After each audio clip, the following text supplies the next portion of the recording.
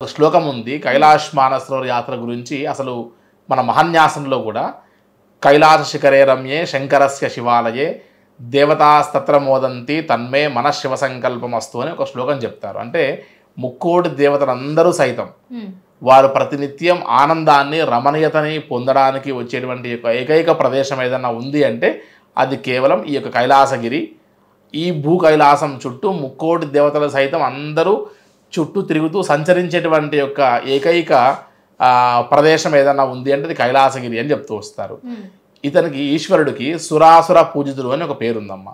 ఇటు దేవతల ద్వారా అదేవిధంగా రాక్షసుల ద్వారా ఇద్దరి ద్వారా పూజింపబడేటువంటి యొక్క ఏకైక భగవంతుడు ఎవరన్నా ఉన్నారంటే అది ఈశ్వరుడే అని చెప్తున్నారు.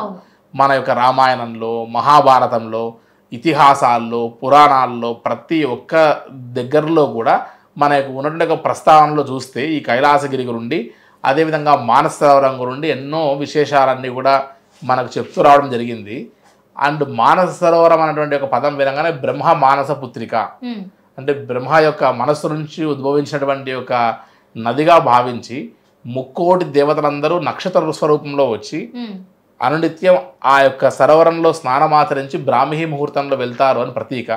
ఈ రోజు కూడా యాత్రకి వెళ్ళేటువంటి ఒక చాలా మంది అందరికీ వారి యొక్క కళ్ళతో ఆ బ్రాహ్మీ ముహూర్తంలో ఈ నక్షత్రాలన్నీ కూడా వెళ్ళి డిప్ అయి మళ్ళీ వెళ్తూ ఉన్నటువంటి ఒక తరుణాన్ని మనం గమనించవచ్చు అని చెప్తారు. సో ఇంత అద్భుతాలన్నీ కూడా చూసేటువంటి ఒక ప్రదేశం ఈ సరోవరము అని.